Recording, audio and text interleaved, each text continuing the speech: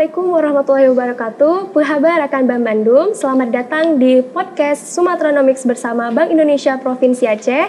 Saya Cutsaro Humaira dari Genbi Universitas Syah Kuala. Pada kesempatan ini telah bersama dengan Kepala Kantor Perwakilan Bank Indonesia Provinsi Aceh, yaitu Bapak Roni Widijarto. Selamat pagi Bapak. Pagi, selamat. Gimana Pak puasa di Aceh nih? Ya, alhamdulillah ini di bulan suci, bulan Ramadan, tapi kita masih tetap semangat. Alhamdulillah tetap semangat Pak ya, di tengah bulan puasa di Aceh ini Pak. Yeah. Nah, berbicara tentang Sumatranomics nih Pak, ini sudah masuki tahun kelima pelaksanaan dari Sumatranomics ini. Dan masih banyak nih Pak teman-teman yang belum tahu tentang Sumatranomics itu apa. Nah, boleh nih Pak berbagi informasi nih tentang apa itu Sumatranomics, tujuan dan target dari pelaksanaan Sumatranomics ini Pak. Ya. Sumatranomics benar ya, sudah tahun yang kelima. Jadi ini sebenarnya diinisiasi oleh Kantor Perwakilan Bank Indonesia Sumatera Utara. Jadi sebagai koordinator untuk Kantor Perwakilan Bank Indonesia se-Sumatera ya. Jadi ini merupakan salah satu media untuk kolaborasi ya, kolaborasi ide berbagai kalangan. Karena kita nanti mengundang akademisi, teman-teman mahasiswa, bahkan umum ya. Ini salah satunya adalah tentunya kita perlu kolaborasi ide semua lintas ilmu, lintas studi, lintas generasi. Ini dalam upaya untuk melihat perspektif ya.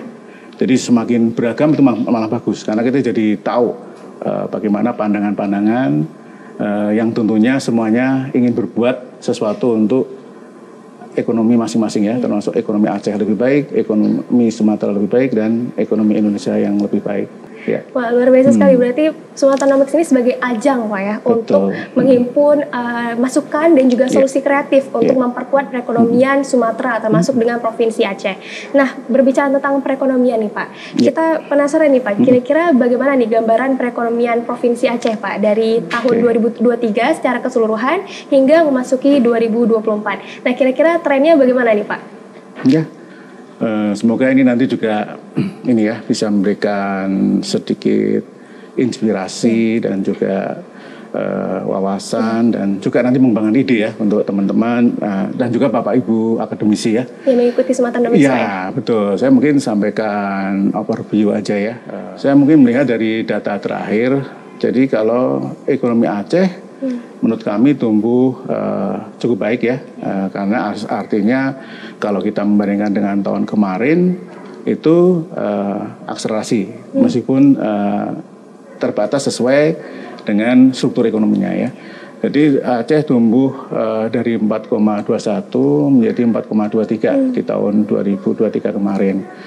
Mungkin hal yang menarik adalah kita lihat dari bagaimana komponen-komponen di dalam kalau di kabupaten kota dan provinsi kan ada istilah produk domestik regional bruto ya, yang growth-nya itu adalah pertumbuhan ekonomi. Jadi kita kalau melihat dari komponen untuk andil sumbangannya ke pertumbuhan ekonomi, kita melihat yang menarik adalah Aceh termasuk yang konsumsi masyarakat, konsumsi rumah tangga itu paling besar di dalam kontribusinya di dalam perekonomian.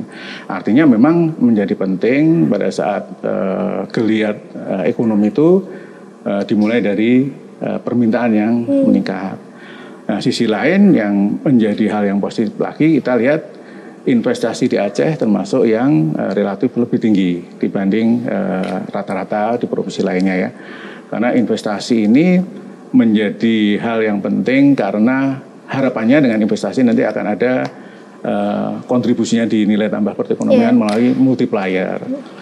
Tapi ada sedikit catatan mengenai investasi, karena di Aceh sangat dominan investasi itu dari pemerintah, baik secara pemerintah nasional maupun juga pemerintah daerah.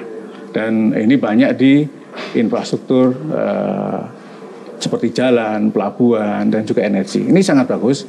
Namun untuk mendorong kepada kontribusinya ke perekonomian, baiknya infrastruktur dan energi itu harus direspon dengan semakin meningkatnya industri, pelaku-pelaku ekonomi yang akhirnya kan jadi nilai tambah ya.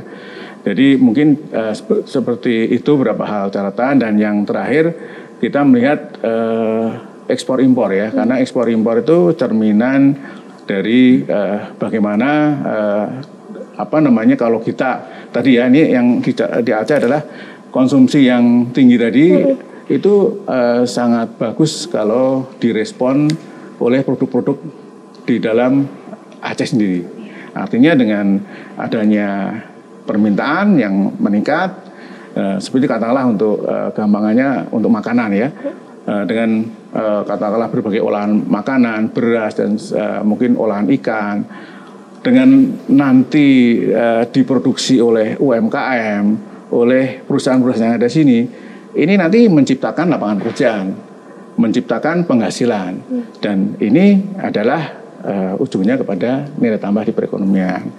Tapi sisi lain kalau permintaan masyarakat yang tinggi itu direspon dengan mengambil atau impor baik dari luar negeri maupun dari provinsi tetangga, tentunya nggak akan sebesar itu ya, karena dia tidak diproduksi dari Aceh.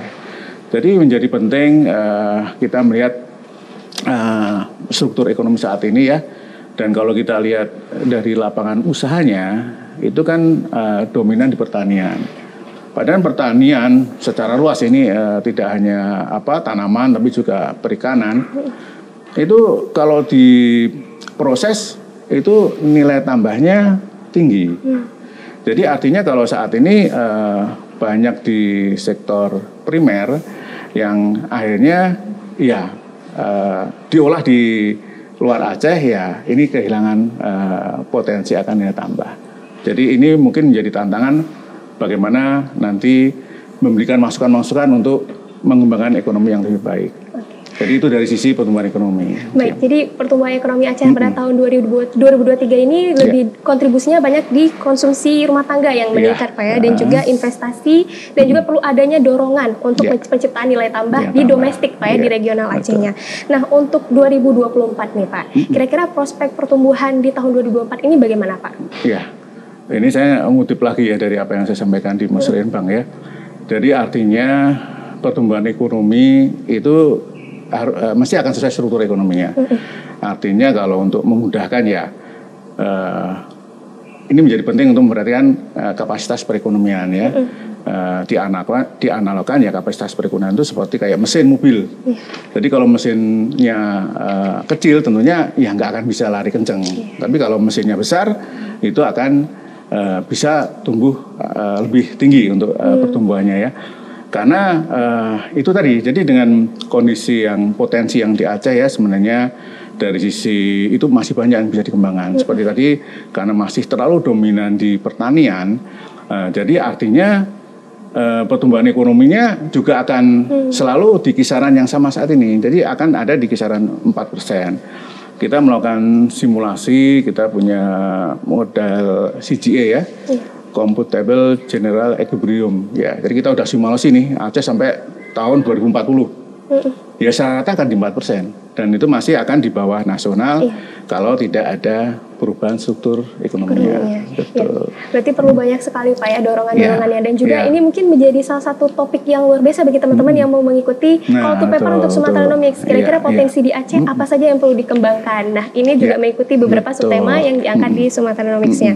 Nah, berbicara tentang inflasi nih Pak, karena inflasi ini kan perlu nih Pak untuk pertumbuhan ekonomi juga Pak. Nah, di satu sisi juga kita perlu mengendalikan inflasi, namun di satu sisi juga kita perlu inflasi nih Pak untuk pertumbuhan ekonomi. Nah, melihat hal ini, bagaimana tren laju inflasi di Provinsi Aceh pada triwulan pertama 2024 dibandingkan dengan triwulan sebelumnya Pak, di tahun sebelumnya yang sama?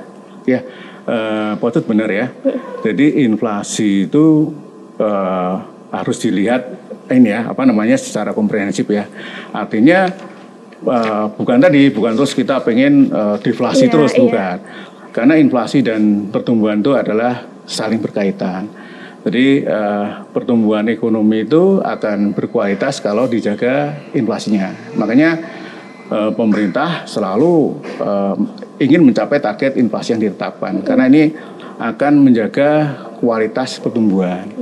Sebagai contoh untuk gambaran, Jadi kalau inflasi ya, ini menjadi kolaborasi semuanya. Kalau di Indonesia kita sangat beda dengan negara lain. Kita memainkan berbagai bauran kebijakan. Salah satunya kalau Pocut mungkin sudah pernah dengar ya, namanya TPID Tim Pengendalian Inflasi Daerah. Jadi ada kita berbagi peran. Jadi kalau di daerah itu akan lebih efektif untuk mengendalikan inflasi pangan. Karena inflasi pangan akan sangat sulit dengan kebijakan yang tersentralisasi. Dan inflasi pangan itu kalau nggak dikendalikan, namanya juga volatile food ya, itu bisa sangat tinggi. Karena berbagai tantangan tersebut. Tapi ini harus dikendalikan ya. Sebagai contoh gambaran, kalau inflasi seperti beras, terus sayuran, tomat, cabai, terus bahkan ikan dibiarkan naik tinggi, yang terjadi adalah rembetannya. Jadi nanti di warung-warung kopi yang olah nasi dengan olahan itu ya dari sayuran dan itu akan naik juga. Jadi akhirnya merambat naik semua dan itu kan berkaitan dengan dampak volatile food itu sangat banyak karena kita juga melihat salah satu inflasi itu adalah menjaga nilai pendapatan dari masyarakat, terutama masyarakat yang menengah ke bawah, apalagi masyarakat miskin ya karena kebutuhan akan makanan itu sangat tinggi dan itu harus dijagain dengan inflasi tadi. Dan alhamdulillah untuk Aceh ini juga mengalami inflasi yang terendah bahkan 25 tahun terendah dari sebelumnya 5,89 menjadi 1,53%. Dan alhamdulillah itu juga berkat inflasi volatile food yang rendah. Jadi itu gambaran untuk di Aceh. Jadi inflasi di Aceh ini tetap terkendali nih Pak ya, berada pada titik berada di rendahnya Pak ini. Dan juga pasti perlu banyak sekali upaya-upaya yang dilakukan oleh Bank Indonesia bersinergi dengan TPID untuk melakukan pengendalian inflasi yang berada pada kisaran batasan sasaran nasional inflasinya. Nah, tentunya pasti untuk memudahkan aktivitas para pelaku ekonomi dalam pertumbuhan, untuk mendukung pertumbuhan ekonomi, tentunya kita memerlukan layanan keuangan yang semakin berkembang mengikuti dengan laju pertumbuhan transformasi teknologi nih Pak. Ini kita udah berbicara tentang digitalisasi keuangan dan juga sistem pembayaran. Nah, mengarah pada digitalisasi keuangan. Nah, dalam hal ini Bank Indonesia telah menginisiasi salah satu produk unggulan untuk digitalisasi keuangan yaitu KRIS. Nah, berbicara tentang perluasan implementasi penggunaan KRIS, menurut Bapak bagaimana tren positif implementasi KRIS di Provinsi Aceh hingga saat ini dan apa tantangan yang dihadapinya Pak? Ya kita tetap bersyukur ya di tengah pandemi kemarin itu selain memang cobaan yang berat bagi seluruh negara ya dunia ya, tapi kita ada aspek yang positif tanpa disadari dan itu adalah mempercepat digitalisasi. Jadi digitalisasi pada saat pandemi karena memang kita tidak bisa interaksi ya karena kekhawatiran akan penularan COVID, itu ternyata jadi solusi bagi masyarakat untuk berkonsumsi. Tentunya untuk berkonsumsi kan tidak akan lepas dari transaksi jual beli ya, dan ini adalah kaitan dengan sistem pembayaran. Jadi dengan seperti itu akhirnya luar biasa digitalisasi kita dengan ini sangat-sangat tinggi. Bahkan kita sudah familiar dengan namanya e-commerce. E-commerce juga langsung meloncat tinggi untuk signifikan, demikian juga KRIS. Nah, mungkin untuk terkait dengan KRIS ya, karena KRIS adalah bagian dari sistem non tunai ya, digital, karena kita banyak sistem pembayaran selain KRIS, ada juga melalui BI-FAS, BI-RTGS ya, dan masih ada juga clearing, SKN. Dan KRIS ini memang muncul semangatnya adalah untuk transaksi retail. Jadi nggak kebayang sebelumnya UMKM itu bisa mendapatkan layanan digital. Karena sebelum kenal KRIS itu adanya EDC. EDC itu ya harus ada investasi, harus ada biaya untuk, karena itu juga harus sewa ya. Tapi dengan KRIS cukup modalnya adalah mendaftar di ini ya penyelenggara jasa sistem pembayaran ya, karena bisa bank, bisa non bank ya. Pak. Nanti cukup ngeprint barcode kris, sudahlah akan ada transaksi yang memudahkan. Dan ini menjadi penting ya kalau kita lihat capaian di Aceh ya, tahun kemarin luar biasa itu transaksinya secara nilai itu kalau sebelumnya 551 miliar itu menjadi 2,2 triliun. Bayangin itu luar biasa itu. Jadi sudah cukup signifikan nilainya karena kita lihat dana di perbankan aja itu adalah 40 triliun. Artinya itu dari transaksi ini luar biasa 2,2 triliun ini. Dan ini menjadi salah satu penting karena ini nanti akan mempermudah sebagai contoh ya kayak UMKM itu nanti akan bisa memperluas pelanggan. Ya kita harapkan dengan kemudahan itu akan menambah konsumen dan diingat nanti juga konsumen itu bisa juga datang dari berbagai daerah termasuk di luar Aceh dengan sarana yang mudah. Kalau untuk transaksi di bawah 100.000 itu tidak ada MDR-nya, artinya fee-nya 0 dan nanti akan ada fee-nya di atas itu ya. Tapi intinya adalah itu akan memudahkan dalam transaksi karena transaksi menjadi penting untuk akhirnya orang membeli dan itu kan rentetannya panjang ya karena dari nanti akan laku produk-produk UMKM itu akhirnya ujung-ujungnya kepada penambahan pendapatan dan kepertumbuhan. Iya, jadi kris ini banyak sekali benefitnya Pak ya. Yang pertama mendukung konsumsi bagi masyarakat untuk bertransaksi karena kemudahan transaksi tersebut dan juga mempermudah UMKM. Betul. Nah, pertanyaan terakhir nih Pak untuk podcast kita kali ini. Nah, seperti yang kita ketahui nih Pak akan ada dilaksanakan PON Aceh Sumut 2024 di Provinsi Aceh.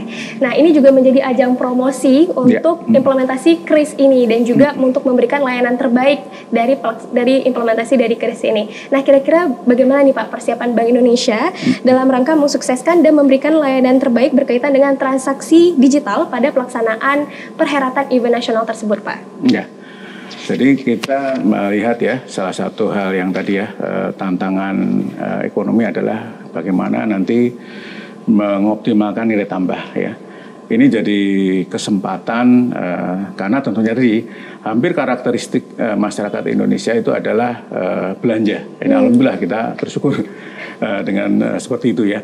Nanti dengan adanya PON kita melihat potensinya tentunya yang jelas semua atlet ofisial itu akan pasti datang karena mereka berlomba. Tapi kita juga lihat sebenarnya banyak yang harus kita promosikan supaya yang datang juga supporternya, keluarganya. Dan itu kan seluruh Indonesia ya. Jadi semakin banyak. Nanti tentunya akan ada kita melihat nanti akan ada kenaikan permintaan. Dan salah satu hal yang penting tadi adalah kita harus memudahkan konsumen, memudahkan masyarakat yang datang di Aceh itu belanja dengan cara yang mereka sukai dan praktis, efisien ya. Nah ini kita di kris makanya menjadi salah satu hal yang penting juga. Jadi kami bersama-sama dengan pemerintah daerah tentunya ya, baik provinsi maupun kota, khususnya di Kota Banda Aceh, karena tentunya menjadi pintu masuk untuk tamu-tamu ya. Jadi kita dengan pemerintah daerah, pemerintah kota, dengan perbankan, kita sudah menyiapkan namanya kawasan digital, kawasan Masjid Raya Baitur Rahman Digital. Karena di situ sudah sangat ekosistem sudah lengkap. Bayangin mulai dari UMKM, itu ada pasar Aceh pada tempat-tempat souvenir. Terus juga ada pemerintah daerah terkait untuk nanti retribusi dan juga pajak-pajak daerah. Karena kris itu juga untuk memudahkan pembayaran. Jadi tidak hanya untuk transaksi jual beli, tapi juga masih transaksi komersial, tapi juga untuk nanti pembayaran pajak dan retribusi daerah. Dan lagi-lagi masalah digital itu bermanfaat untuk semuanya. Ini juga untuk ke masjid, karena ada masjid Baitur Rahman yang sebenarnya cara untuk memudahkan juga masyarakat untuk melakukan sedekah ya, itu juga bisa dengan digital dengan kris, karena akan pasti sampai dananya dan lebih mudah dan kapanpun dimanapun, karena tidak harus datang ke masjid. QR code-nya kris itu kita simpan kapan-kapan kita ini di rumah di kapanpun bisa. Jadi itu makanya itu menjadi penting untuk memudahkan semua transaksi itu menjadi lebih efisien, lebih mudah, dan akhirnya dampaknya kepada transaksi ekonomi. Tentunya banyak sekali ya persiapan yang akan dilakukan oleh Bank Indonesia untuk menyambut PON 2024 ini, terutama untuk kampanye digitalisasi pembayaran tersebut. Nah Pak, sebelum kita mengakhiri podcast kita pada hari ini, boleh nih Pak sampaikan pesan dan juga pantun bagi rekan-rekan yang sedang menonton podcast kita pada hari ini Pak. Mungkin ini ya, karena tadi ada lupa itu saya. Saya mungkin akan manfaatkan untuk membacakan tema-temanya ya. Oh boleh Pak, boleh Pak. Jadi ini ya, tema Sumatranomics ini adalah tema utamanya adalah sinergi memperkuat ketahanan dan kebangkitan ekonomi Sumatera untuk Indonesia maju. Ini sangat relevan dengan kondisi saat ini, dan ada sub-sub temanya yang nanti juga akan bisa sangat menarik untuk dikaji ya. Yang pertama adalah bauran kebijakan dalam mendorong perekonomian daerah. Terus yang kedua, peran hilirisasi pangan dalam perekonomian dan pengendalian inflasi. Terus juga kebijakan perdagangan dan investasi daerah dalam mendukung perekonomian.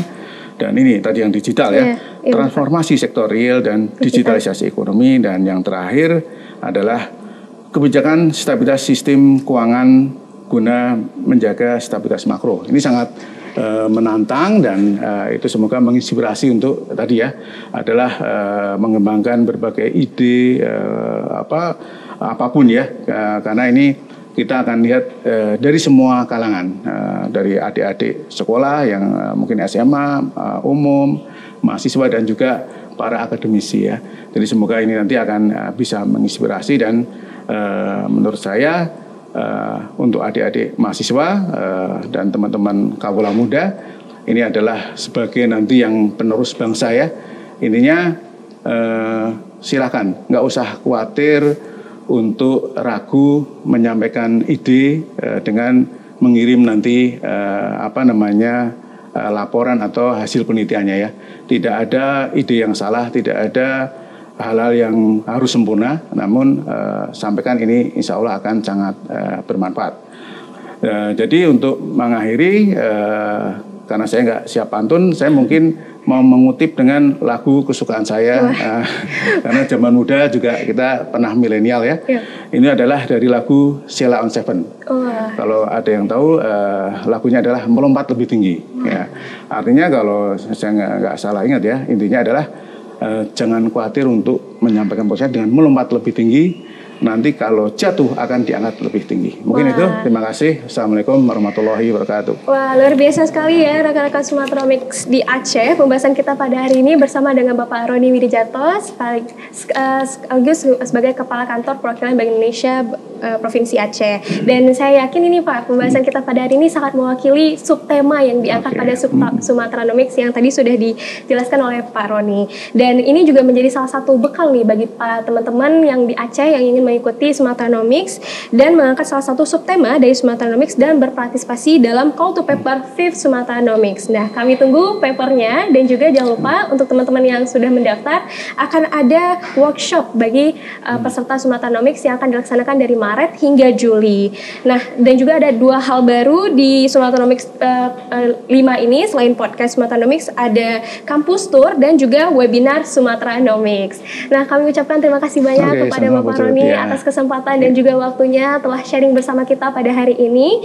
Nah, rekan-rekan Sumatranomics semuanya yang ada di Aceh, demikianlah live podcast Sumatranomics bersama dengan Bank Indonesia Provinsi Aceh. Saya Cursara Humaira, izin pamit. Terima kasih untuk sudah menonton, dan sampai jumpa di podcast selanjutnya. Wassalamualaikum warahmatullahi wabarakatuh. Waalaikumsalam warahmatullahi wabarakatuh.